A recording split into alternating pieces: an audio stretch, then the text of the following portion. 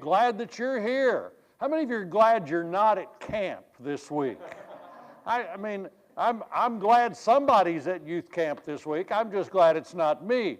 They've had some hot, muggy days, and I don't know how they handled the storms. Were there storms here last night or two? I don't know. Some big, and I tell you what, Salatisca, that gets really wild sometimes, and so I'm glad they're over there, and I'm excited that they're there. I'm just glad I'm not. I'm celebrating. But because of that, and the youth band, most of them are over there. And in fact, I think if I remember, some of the kids are leading worship at youth camp. We're asked to do that, and so maybe it's pretty good. Some of the exercise they're getting here and over there is being put to use. So there's probably a good thing for that. But need somebody to volunteer just want to pray for people at youth camp, because there's kids going on, and most of the time, Wednesday night and Thursday night are when kids, they kind of get serious about commitments and decisions, and so these are the two nights. So I need somebody just to lead us in prayer for what's going on at youth camp tonight. And I can call on you, but you'll feel better if you volunteer. All right, Mark.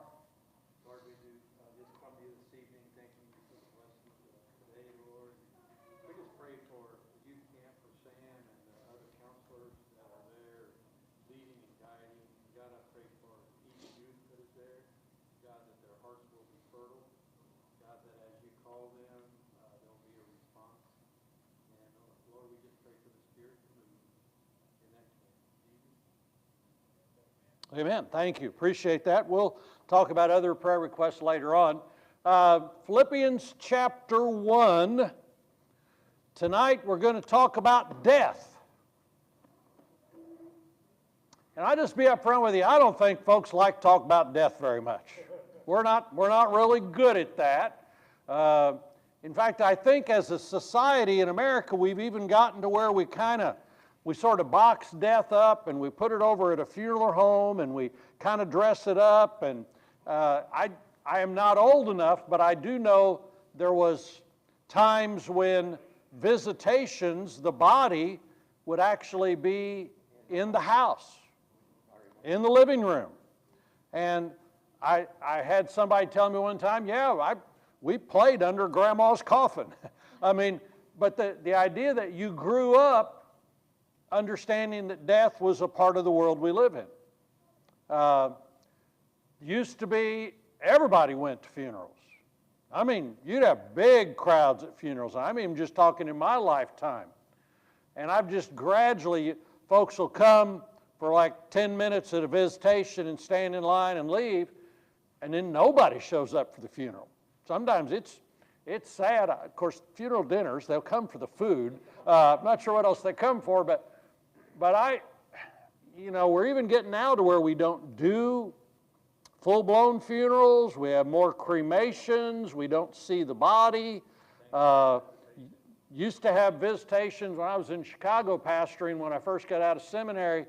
They would have visitation all of one day. I mean, like starting at 10 in the morning until 10 at night, and the family would be there. And then they'd have visitation for 2 or 3 hours the next day, and then we'd go have the funeral. And but now we've just sort of compartmentalized. We'll have an hour visitation, have the funeral. Now, I don't know if there's anything wrong about that, but death is one of those things that I don't know that we talk about it enough. And certainly as Christians, probably the single most important element of Christianity is it changes death. And so in Philippians chapter 1, Paul talks about death. And as a occupational hazard, I probably know more about death and talk more about death, and I'm around death more than most people ever are. I know way too many funeral directors by a first name basis. I've probably been in the room when someone breathed their last breath with families at the hospital or at the home. Probably 30 times at least. I've been with people and we've talked about they got the diagnosis, they're not going to live. Or I've been with people as they've said, we're going to turn off the machine on Mom tomorrow. So I just talk a lot about death, and I sometimes worry about, it makes me a little callous about that. I've done all kinds of family funerals. And so, but Paul gives us this amazing little insight, and I'll just warn you ahead of time. In 2 Timothy, in a few weeks, we're going to get to chapter 4 when he says, I'm ready to be offered. The time of my departure is at hand. I've fought a good fight. I've kept the faith. I've finished my course. And there is henceforth laid up for me. We're going to talk about being ready for death. And there's a lot of different ways to be ready, but that's pretty basic. And then I'm going to eventually get around to where we're going to talk about, and I haven't figured out exactly when and how, but for years I've talked about getting ready to bless your family when you die. And let me just tell you, one of the meanest things you can do is die without a will. I mean, that's just mean to your kids. To die without a will is flat out mean. They got to go through stuff, they got to deal with things, and you can just make life, but people put that off, mostly because we don't want to talk about death. And so we'll talk about some other things, but tonight in Philippians chapter 1, obviously Paul is in prison, never sure when the day is going to come, and he's going to go in front of Caesar, and Caesar is either going to say one of those two, you live, you die. By the way, we think when he finally got his trial, he was set free for a period of time. Then he was rearrested, and then he was eventually put to death, and most people think he was beheaded eventually. But he was probably freed the first time. But verse, let's see, that's 19. Yes, I will rejoice, is kind of the lead into it, for I know that through your prayers and the help of the Spirit of Jesus Christ, this, his suffering, his being in prison, his ultimately facing death, will turn out for my deliverance, as it is my eager expectation and hope that I will not be at all ashamed, but that with full courage, now as always, Christ will be honored in my body, whether by life or by death. Now, first of all, that is a great sermon right there. I mean, to say, Lord, I want you to be honored with my body. In other words, where my body goes, what I do with my body. Wasn't there a little kid's song, be careful little eyes what you see, be careful little feet where you go, be careful little hands what you do. The idea was, hey, you do all this stuff with your body, honor God with your physical body, which takes in lust of the flesh, takes in all kinds of activities. But he says, I want to honor God with my body. If I'm alive, I want to honor him. And if I die, I want to honor him. Now, I think in his mind, he's thinking about if he gets tortured and put to death, how is he going to handle that? Is he going to honor God all the way? You know, I think about Stephen, who was being stoned to death and who looked up and was praying. Think about Jesus as he's dying. Forgive these people who are putting me to death. So there's a lot of ways to honor God in death. I don't know that we have to deal with that, although I'll tell you what, I've seen some folks who talked an awful lot about Jesus while they were dying with cancer. I've seen some folks who, in the most terrible diseases, honored God and glorified God and honored him in ways that I'm not sure I would do necessarily. But he said, I want to honor him by life or death. For to me to live is Christ, and to die is gain. If I am to live in the flesh, that means fruitful labor for me, yet which I shall choose I cannot tell. I'm hard-pressed between the two. My desire is to depart and be with Christ, for that is far better. But to remain in the flesh is more necessary on your account. Convinced of this, I know I'll remain, continue with you, so that your progress and joy and faith, so that you may in me have ample cause to glory in Christ Jesus because of my coming to you again. To die is better. Is to die better? I mean, that's the basic message of Christianity, isn't it? It's the ultimate healing. It's the meaning of the resurrection. The resurrection transforms death. That's the biggest thing that it does. That's why Easter is such a big deal. We know that to die is not a sad and or tragic thing for a Christian. However, we're still going to say that sometimes death comes unexpectedly. Sometimes death comes suddenly. The Bible certainly talks about grief.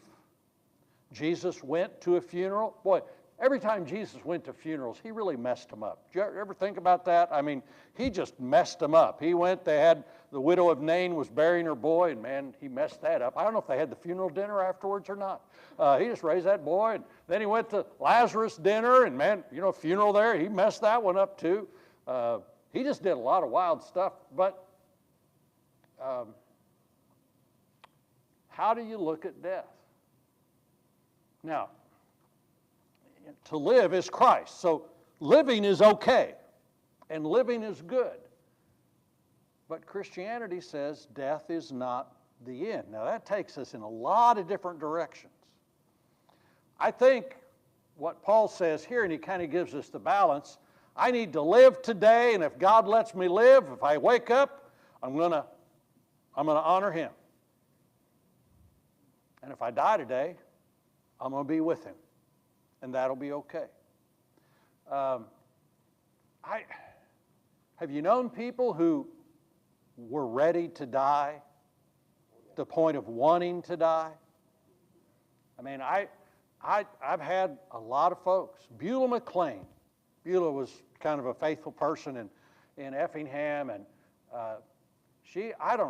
probably 5 years at least, she would say, Pastor, why do I have to live? Why can't I go be with Jesus?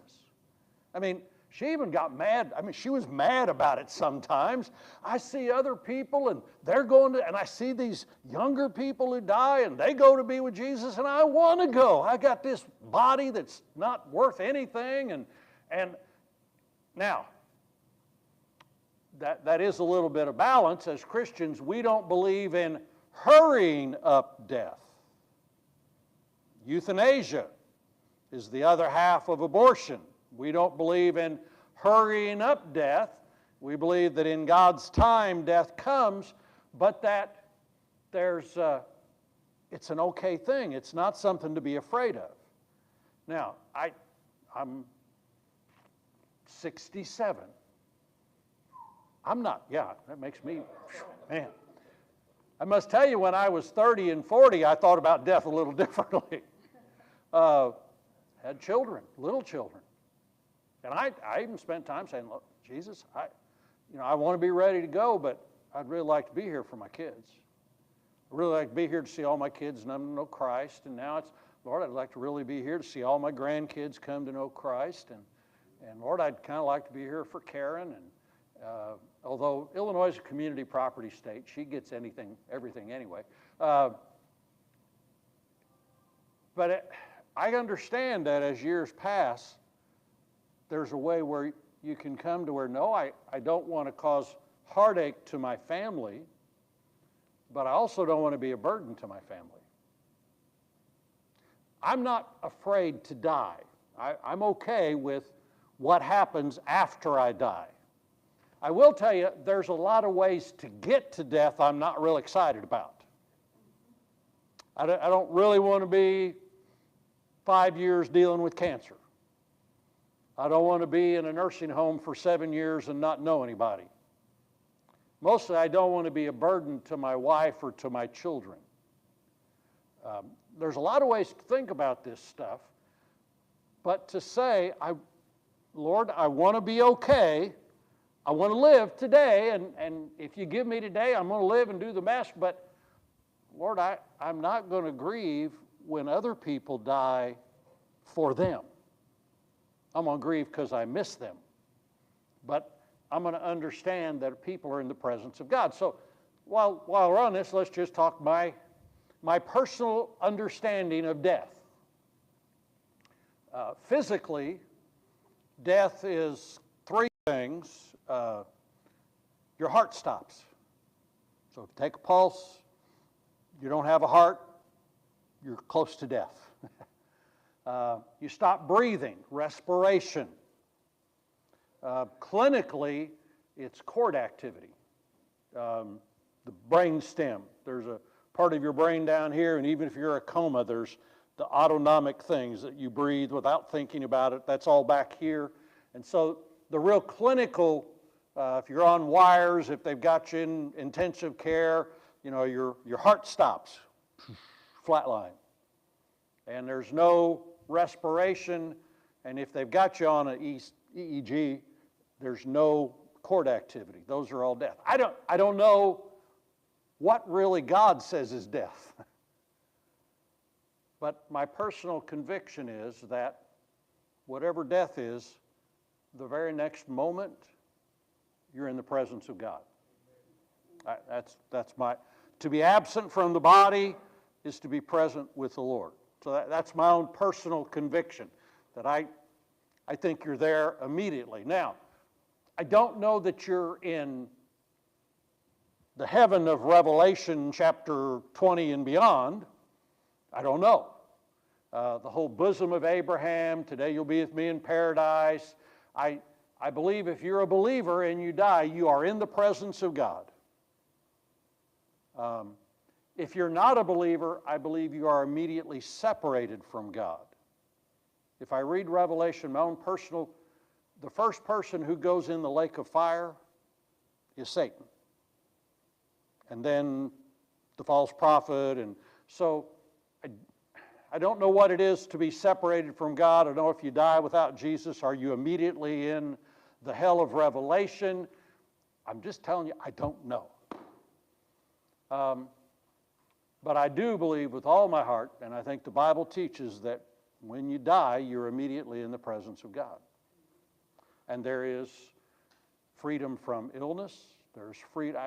And since we're just wandering here, and I'm just meandering, and we didn't have any music, let me just hit a whole bunch of these things while we're at it. I don't mind just throwing stuff out here. I think when children die, infants die, aborted infants, stillborn infants, children that were not old enough, and the phrase age of accountability does not exist in Scripture, but the concept, and we are all born in sin, and I understand that, but I believe that we have a gracious God, and I believe those children are in the presence of God. They have DNA. God knows uniquely who they are. He sees them, and I personally think they are whoever they might have been as an adult in the presence of God. I don't have any real hard evidence on that, but that just seems the nature of God. That's kind of what I think. I believe people who lose their mind, dementia, Alzheimer's, immediate they die, I think their mind clears. And they know things they wouldn't know. I've even thought about Down syndrome or mentally handicapped individuals who are not able to function. Like I think that's the kind of healing. I think God sees who they can be. I don't have any proof for that, so I'm not arguing with you about it. If you disagree, that's okay. I just think that's the nature of God. Suicide is, I believe, suicide is not the unpardonable sin. People are separated from God and go to hell for rejecting Jesus Christ. If they never receive Jesus Christ and they commit suicide, they are separated from God in eternity. The Roman Catholic Church is the one who says it's a mortal sin to commit suicide. There's really nothing in the scriptures about that. Very often, my opinion is that suicide comes from a kind of mental instability. In a moment of grief, I think when people take their own life, they're not thinking right. There's lots of different reasons for that. If they genuinely knew Jesus, if there was at some point where they made an act of faith and they responded to Him, and then at some point they do that, I think they can still be in the presence of God. I think they're going to have to answer, and I think there's going to be a great amount of embarrassment in that moment when Jesus says, you trust in me, and I understand all the pressure and the stress and the depression and the emotional turmoil, but you just ended the life that I gave you. I think that may be tough, but I believe that we have a God who's far bigger than our emotional weaknesses and moments. Now, that's a hard one, but that's kind of what I feel like. The babies, the only thing we ever have is David, when his child that was a part of the relationship with Bathsheba, when the child died, he was in sackcloth and ashes and praying, and when the child died, he got up and they asked him, and he said, I can't do anything more for him except go to him. Yes, sir.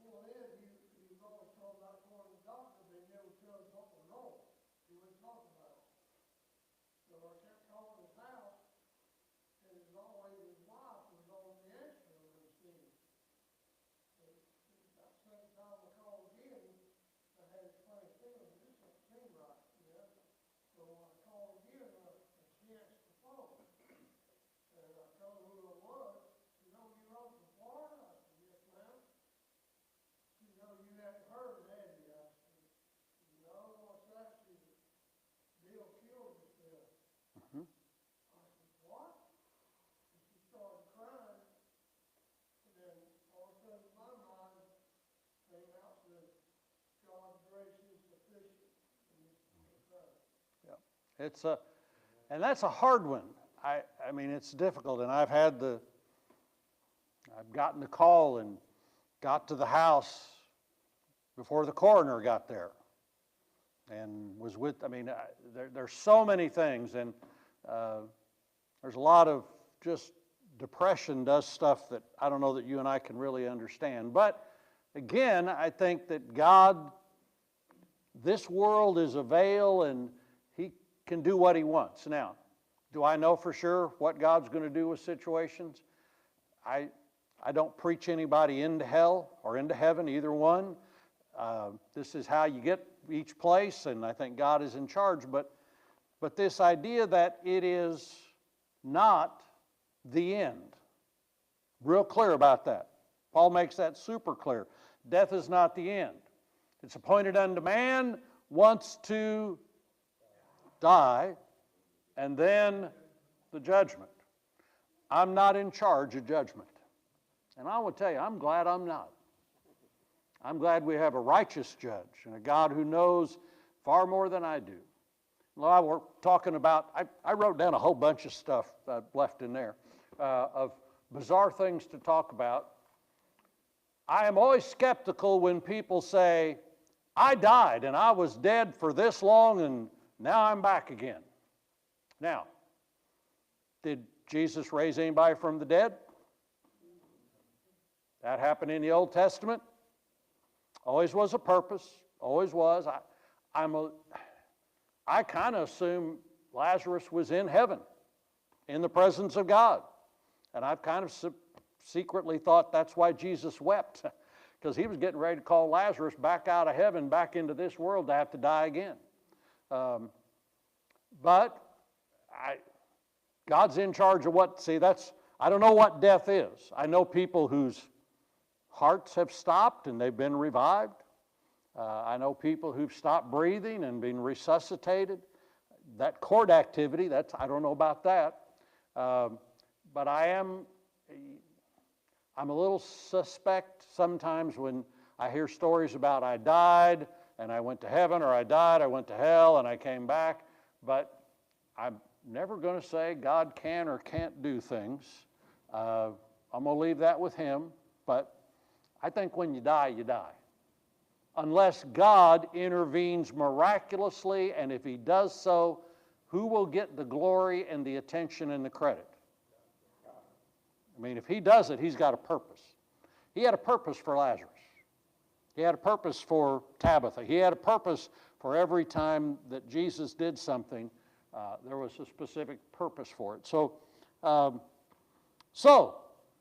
what's good about dying?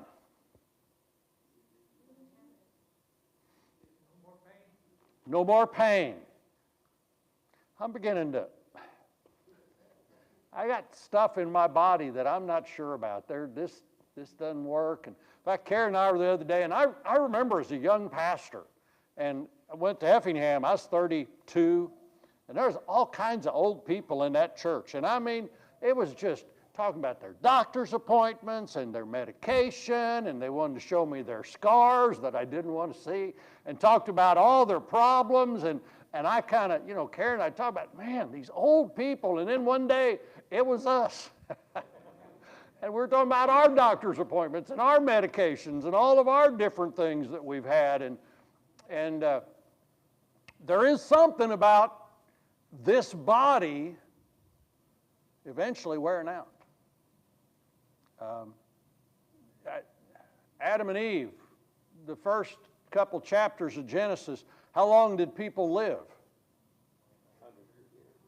900 years, 800 years. And then as you go through the book of Genesis, as they get farther away from the Garden of Eden, bodies live longer or less. And they eventually, until finally 120 years is Moses. And then finally you get to Psalms, and it's how long? 70, and if by reason of strength, 80. I'm fond of telling people in their 90s, that's probably orneriness at that point. I mean, strength gets you past 70 to 80, and if you get past 80, they're past into the 90s, there's probably something going on. But in one sense, You're making me nervous. well, thank you. I appreciate that. Christian death, what is it? Old age is not for sissies. I've heard lots of people say that, but, physically our bodies are not intended to live forever in this world. But our glorified bodies can live forever. So death is a freedom from the physical pain. And I see folks dealing with cancer treatments.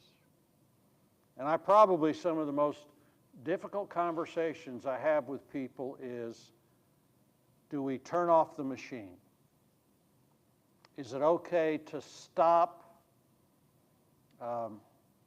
Is it okay to stop the chemotherapy? Is it okay to, I'm just tired, can we just stop going for dialysis? And I will tell you what my understanding of that is, that's not the same as ending your life intentionally, but it is basically saying, God, we're just putting this in your hands. And we're taking it out of the doctors. And by the way, all doctors, their principle is keep your body alive as long as possible. I had a conversation with a lady in Benton, and her husband is on hospice, but in the hospital, she asked him, because you got to have this question, because we're going to eventually get to living wills. That's one of the ways you say that, but he said, I want everything done that can possibly be done to keep me alive. And it's a second marriage, and so there's daughters, and so she's talking to the daughters, and they're saying, Dad, are you sure about that? Are you absolutely sure? Yep, I want everything done. I want to live as long as I can live. Well, now he's in pretty severe pain. And they brought in hospice, and how he's beginning to, and they're saying, we'll do whatever you want. We'll do whatever you say, but I think it's okay to say, let's take it out of the doctor's hands and let's do that. So now, where I want to go with that, at least one point is, if you have that belief, I think Paul would be comfortable. Paul would say, all right, Lord, if you want me to be alive, I'll be alive, but if I can just stop this pain and this suffering and just let nature take its place and put my body in your hands, then God, I'm okay there. And sometimes it's tough for families to be okay. But let me tell you, one of the hardest things I know is when mom is in intensive care, she can't talk, and the doctors come to the children and say, what do you want us to do? And they've never had the conversation because mom didn't want to talk about it. Actually, dads are the ones who really are lousy about talking about this stuff because nobody wants to talk about that. Well, we'll talk about, let's see, what is it, the story? Woman one night says to her husband, I want us to talk about what we're going to do when one of us dies. And husband, I don't want to talk about that. I don't want to talk about that. So she sat there for a while, and she said, I just think we need to talk about what we're going to do when one of us dies. And he refuses, and she sits there, and it's kind of getting tense in the room. And finally she says, well, I think we need to talk about what we're going to do when one of us dies. And I just want you to know, when one of us dies, I'm moving to Florida. That's kind of a way to get that. But a living will is the way you say, here's what I prefer. Here's the situation, and if I can have a good life and medical treatment, but if I'm not able to respond and the chances of me having a good are unlikely, honey, kids, this is what I want. So the living will is a way to say that. In Illinois, and by the way, we're going to do something called setting your house in order sometime. And we're going to talk about a lot of this stuff. Illinois has what's called Illinois do not resuscitate. And most hospitals want that. And when you go in, I don't like it because it's just black and white. Do not resuscitate. And if they got that, whatever the circumstances, they're not. Sometimes they just need to start your heart again, and then there's other stuff. So here's what is even better. You need a living will and you can have a 17-page living will that spells out all kinds of stuff. What's even better is a durable power of attorney for health care. Now, durable power of attorney's other stuff, but a durable power of attorney for health care is the very best thing. I have one. Karen is my durable power attorney for health care. And if she's not able to respond or act, my oldest daughter. And if she's not, my next oldest daughter and my next oldest daughter. And it's a legal document. You have it. You can have it notarized, or if you just have it witnessed and signed, that's all you need. Doctors need to have it. You have a file on. And so Karen and I have had the conversation. They're really depressing. Don't like talking about this, how you're going to die and the way you're going to deal with it.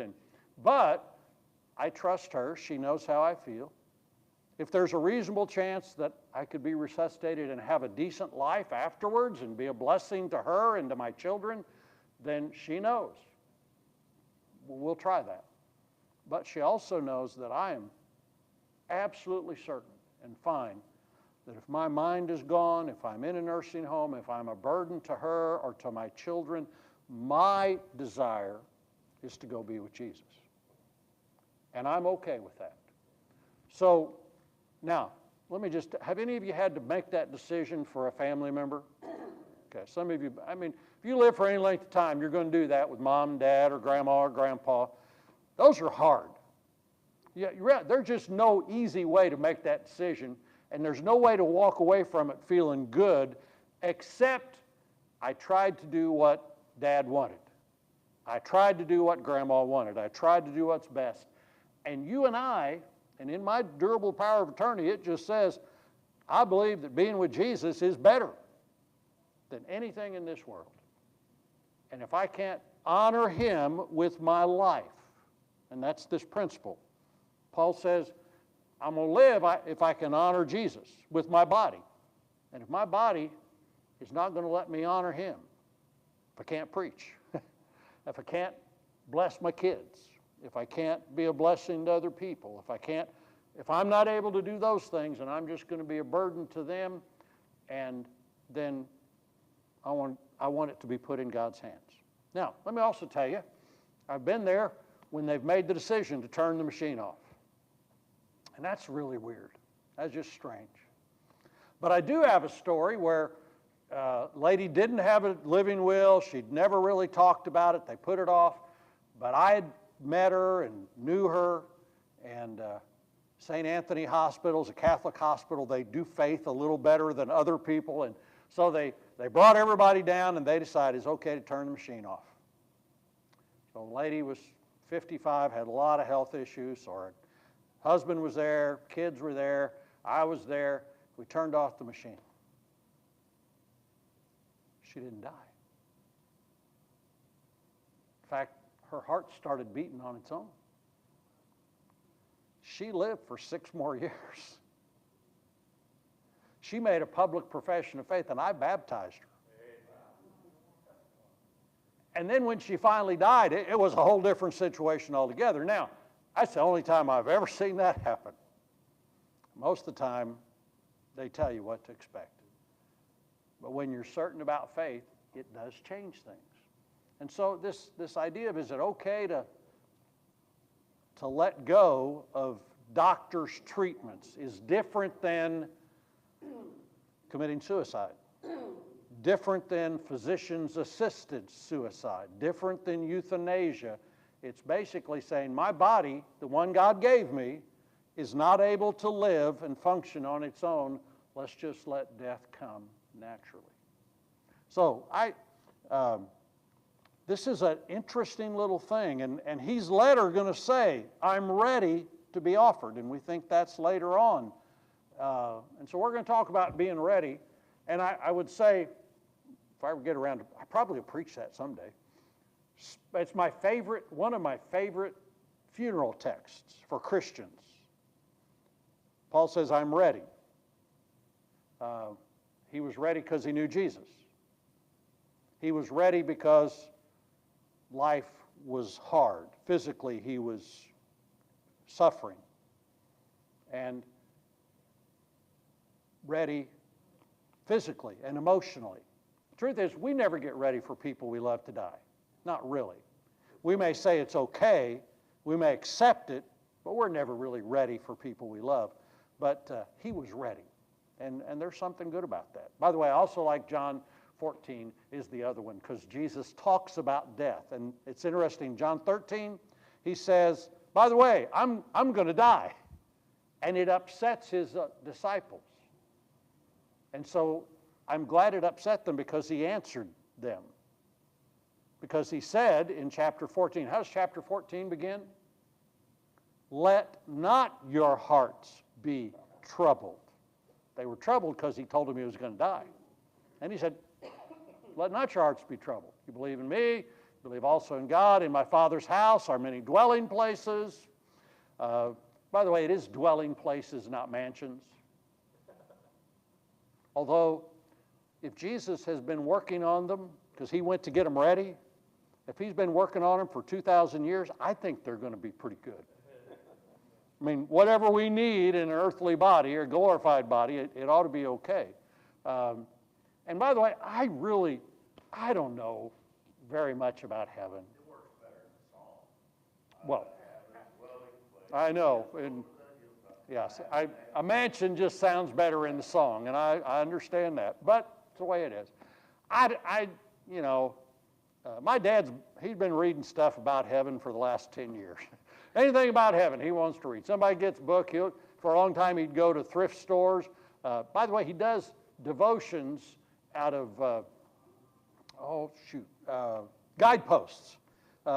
But he always does them out of old guideposts that he gets at secondhand stores. So one time he was doing, during COVID, he was doing a guidepost devotion in the morning from 1975, and then he was doing one at lunch for 1992, and then he was doing another one. So he just, doing old guideposts. That's not bad. I could do one in the morning and probably in the evening wouldn't remember what I read.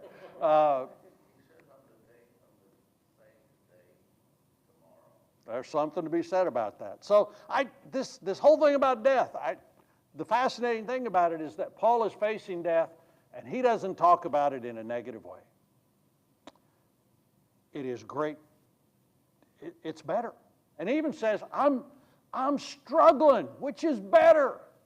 It'd be better to go be with Jesus. He just says that flat out. It's better to be with Jesus. And I wonder if some of us who fear death and fight it are finally going to get there and look back and say, what was I worried about? This is so much better.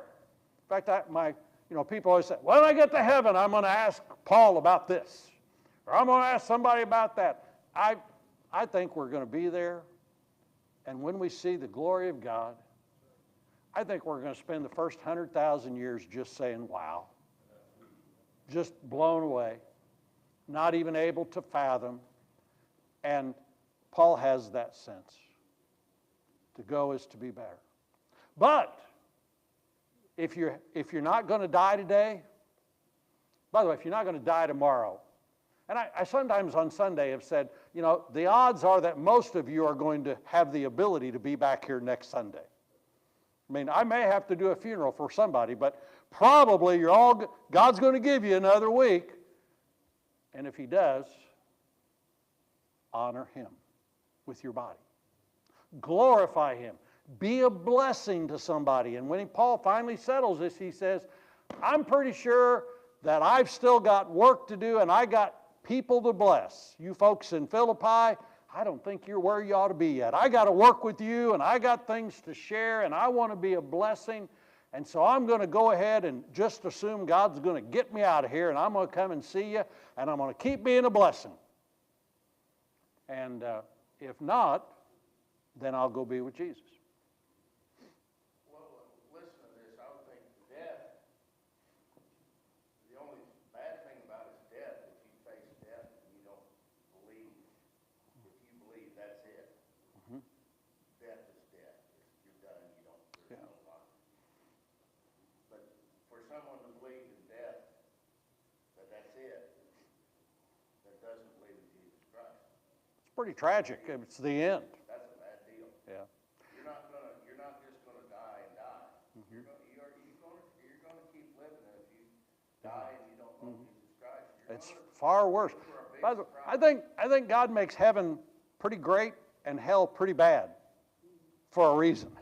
It's kind of like, hey, here's a choice to make, and I've made them to where it ought to be an easy choice. It ought not to be hard to make this decision. Now, I do want to back up one thing.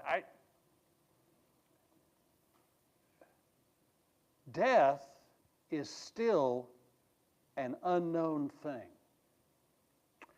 I have never died before. And so I have an element of faith and I have confidence, but I can't tell you that I'm not a little uncertain about it. And if you have had, and I've talked to a lot of folks who've been in near-death experiences. Terrible car accident. For me, they were going to put in a stent.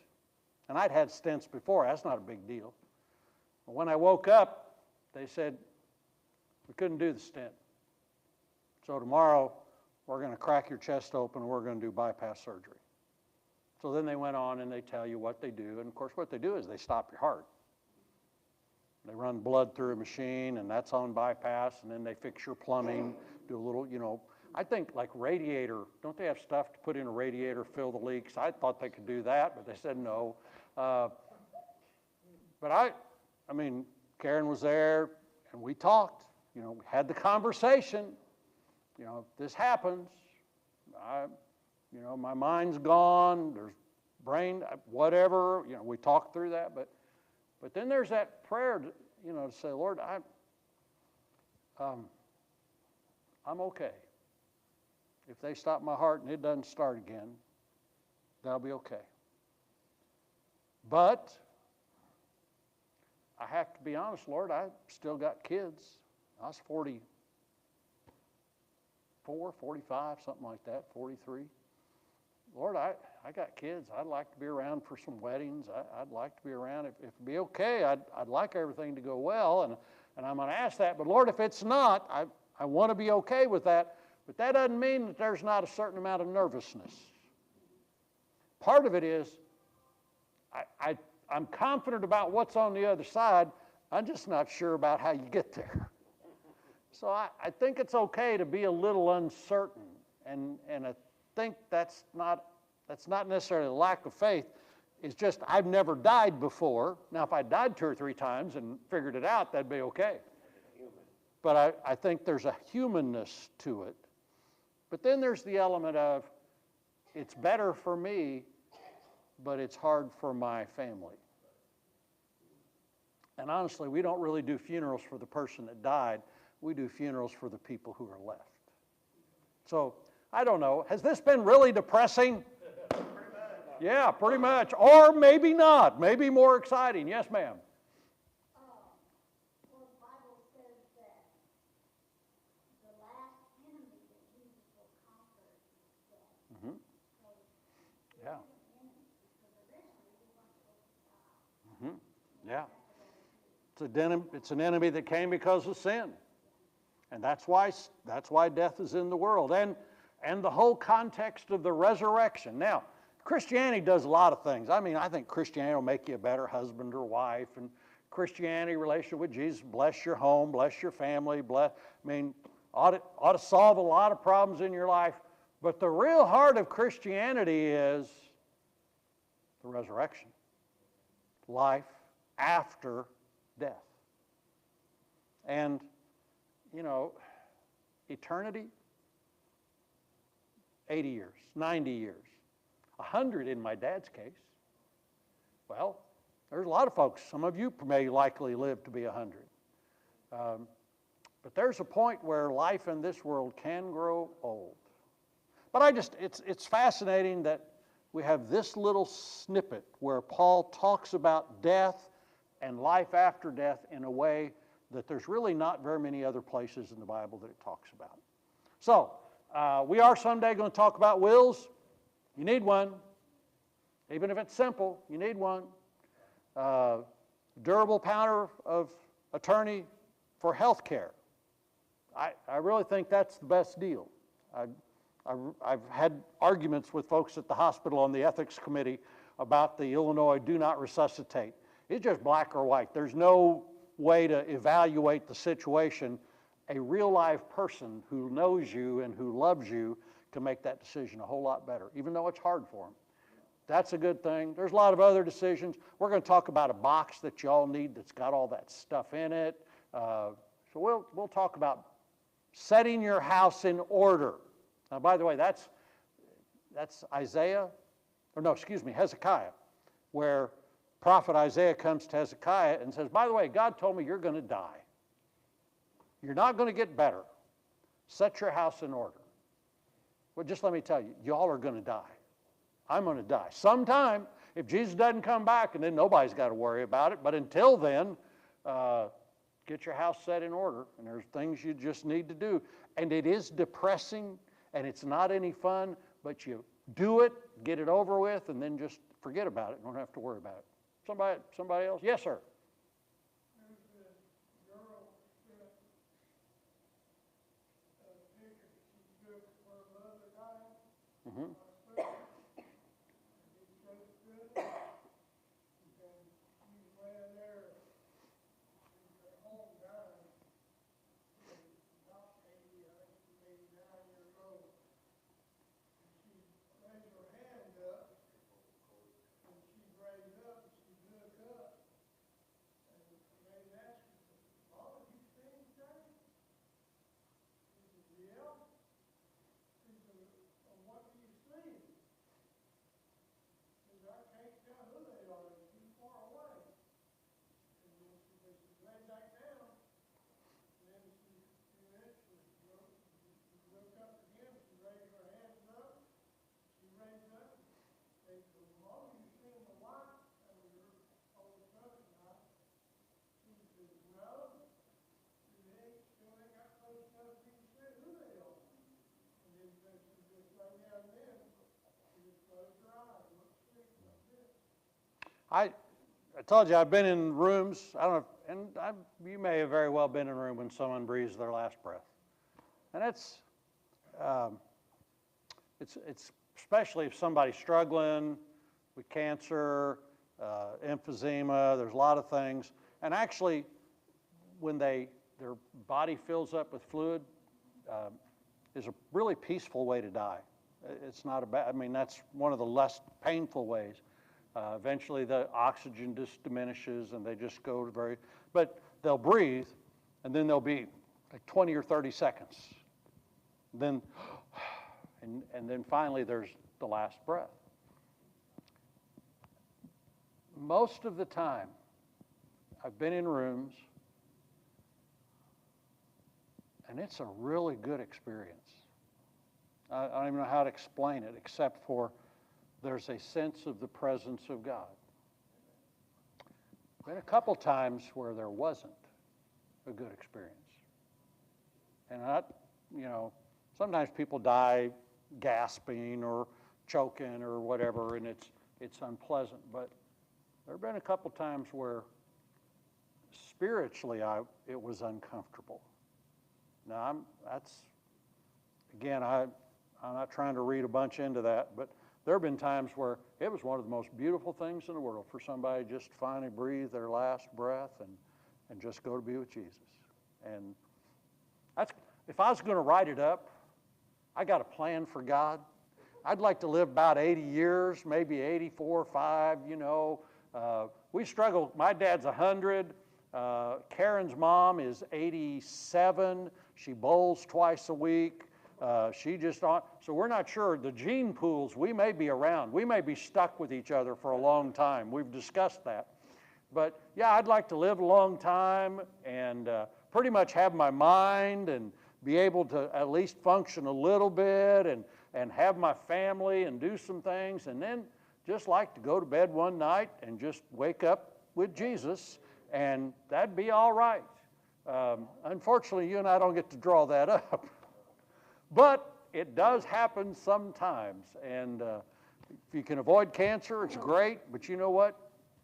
I've had prostate cancer. I've gotten that news and had to go deal with it. And what are you going to do? And you face life until you know you're ready to face Jesus. So, well, that's just a powerful kind of passage.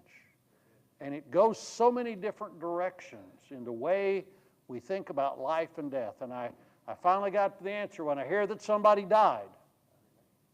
The most important question is, did they know Jesus?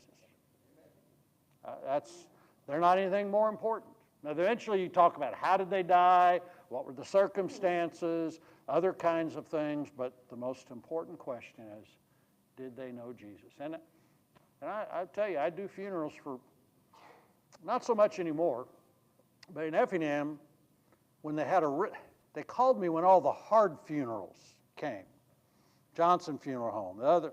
They would call me when somebody didn't have a church family because they didn't go to church, which usually means they weren't a Christian, or the suicides, or, I don't even want to start talking about it. But the first thing you got to do is say to the family, is there some point at which they express some kind of faith in Jesus? And when they can't do that, the way I generally preach it is, this is how you get to heaven.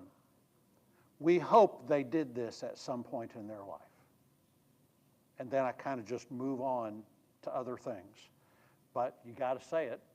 But then, and you know, you hope they did. That's all that you and I can do at that point.